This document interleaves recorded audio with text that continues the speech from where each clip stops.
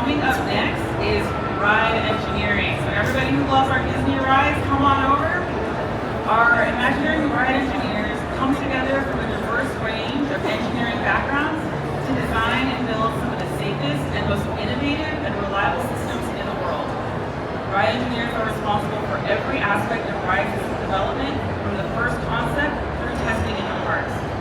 They bring solutions and technical challenges and partner with diverse creative talent to design and build Disney's one-of-a-kind experiences. And here to help us talk about our new ride development and a creative approach to engineering is Dave Crawford. Help me welcome Dave Crawford. That was awesome. Yeah, so this is Dave Crawford. In a 30-year career that has spanned leadership positions in both entertainment and aerospace, Dave Crawford has consistently led diverse, cross-discipline teams towards challenging goals focused on developing innovative new products and experiences for the public. While currently responsible for new ride systems at Walt Disney Imagineering, Dave has also engineered teams responsible for actual rides through space. Dave received his degree in mechanical engineering from UCLA and Go Bruins, and is a licensed professional engineer listed as an inventor on over 70 patents. Dave has deep experience in every phase of engineering design and development, from early concept through installation to runover certification, primarily the development of prototypical life safety transportation systems. He's a strong believer that leadership and success come down to support, pairing, and enablement of the team. Welcome, Dave. Thank you. Thank you. I appreciate that. I am so excited to be here today. This is like the most awesome thing ever, and I wanted to thank all of you for being here. How's D23 going? How's D23 going? All right. Well, thank you again for having me. I'm excited to talk about ride development and how we create new ride platforms. I think that this is critical to being able to deliver compelling new experiences for all of you in our parks. And we're going to talk a little bit about what ride development is, our process for doing it, and then highlight a few specific examples that I'm sure you all are very familiar with. So, to get started, a little bit about my background. I joined Walt Disney Imagineering about 25 years ago, and I started as a ride engineer, doing design and delivery as a project engineer on a variety of attractions, mostly down here at Disneyland. Winnie the Pooh, any good favorites? Winnie the Pooh, Bugs Land, Space Mountain, the raid that we did quite a while ago, and really loved that.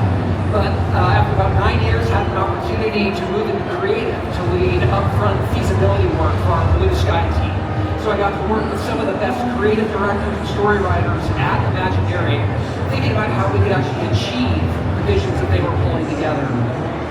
After 5 years of that, I transferred into R&D and got to work with some of the most, amazing inventors, including Lanny Smoot, who's just up here on the center stage, and a bunch of the people that are back there in that portion of the pavilion, and really think about how we utilize new technologies to create compelling new experiences in our parks.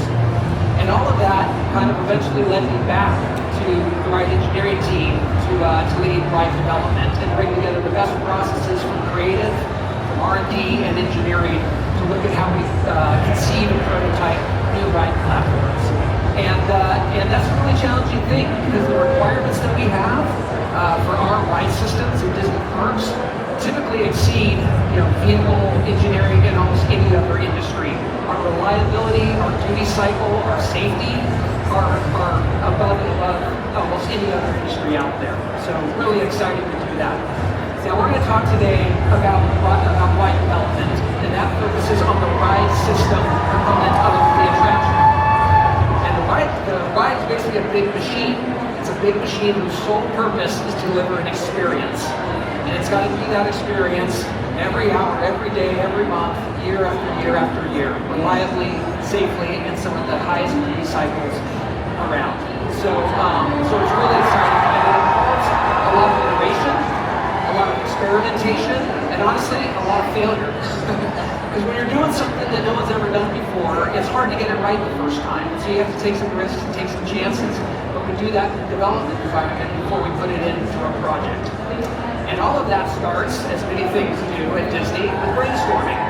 So So once a creative director defines an experience that they want to deliver in one of our parks, we get together and we think about a whole bunch of different ways that that can actually be done. How can we achieve that experience with the most invisible, engineering and mechanism possible?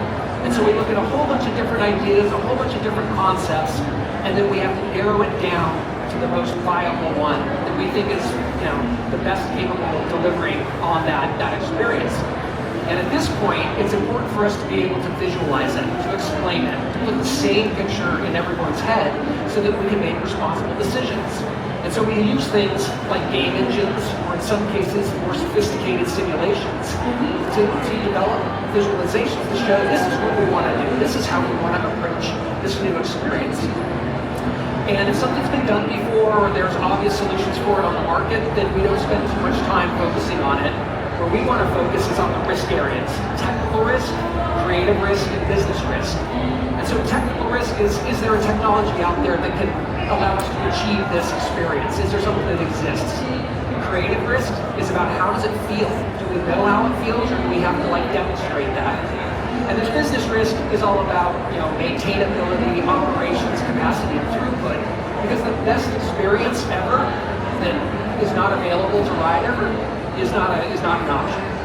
So this particular attraction, an example, who I'm sure many people here may be guessing what a ride this eventually became. The risk here was not technical. We've done coasters, we've done swinging guest compartments, we've done propulsion systems on rails like this. The risk was really creative. How does this feel? Is it going to be fun? Is it going to be exciting? Is it going to make people motion sick? Don't want to do that. So there's only one way to figure that out, right? Who knows? Just yell it out. We gotta test it, right? We gotta build it. Now we don't have to build a whole attraction, but we have to build something that gives us the sensation of being on that attraction. And so here was our prototype, or mock-up for that ride.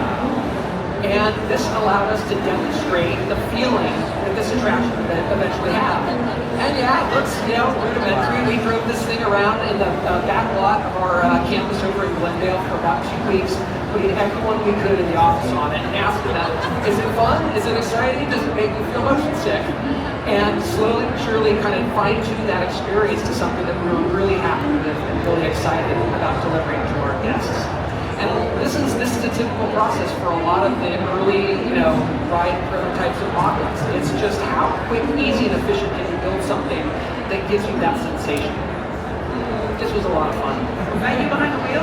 I think I'm driving the truck, yeah. I'm trying to stay on track.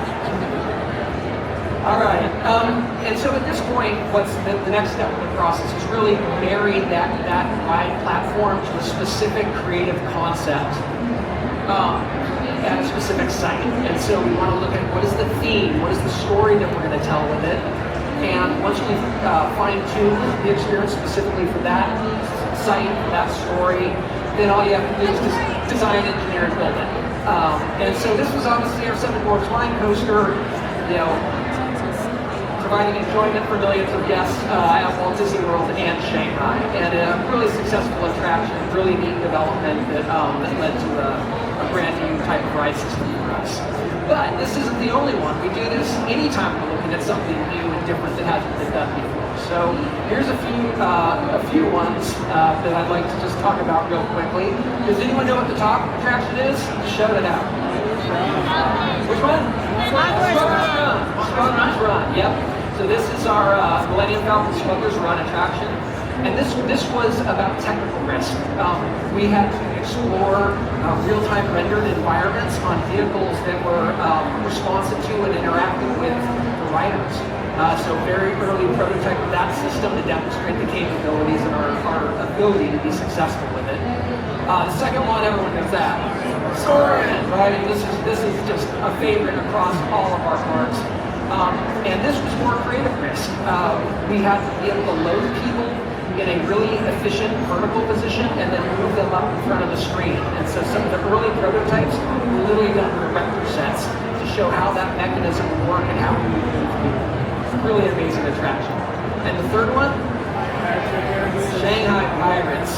This was the first implementation of underwater linear synchronous motors, LSMs. And those LSMs lamps are able to give us really good positioning and propulsion of those boats throughout the attraction, unlike our California, Anaheim pilots that's more a boat and a float. So really exciting technology development there that delivers a very unique and exciting experience.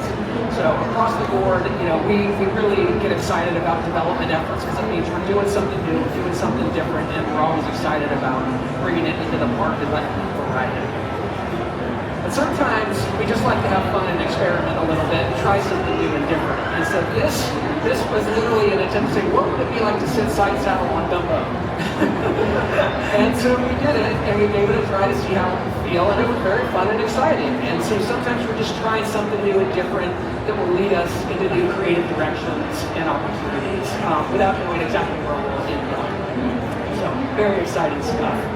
Ultimately, we have a lot of platforms on the engineering end and ride platforms to tell our stories. We have coasters, dark rides, water rides, and of course my favorite, the one-of-a-kinds, the things that have never been done before.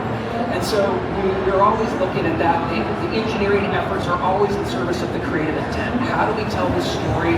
How do we deliver on the creative experience?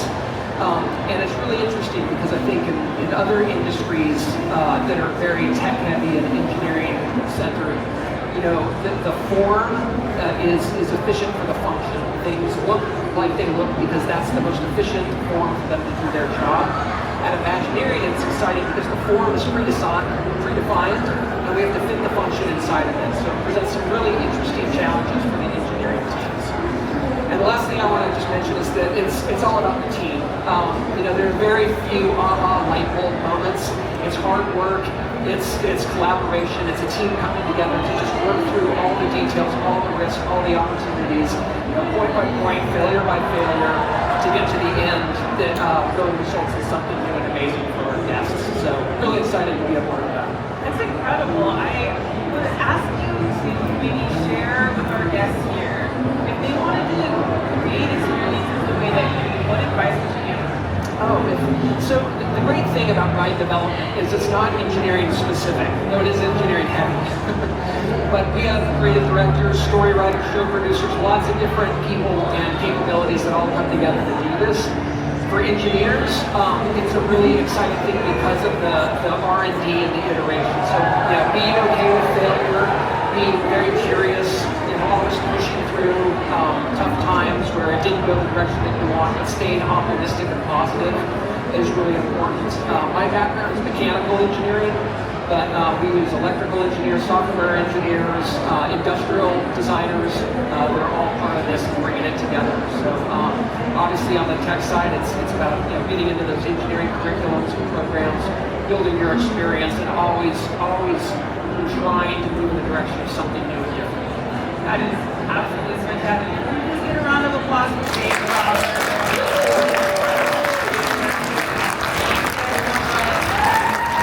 And we'll be back in another 15 minutes here at the Century Stage at the Imagineering Pavillion. So please join us for a little bit more Imagineering behind the scenes. See you guys then.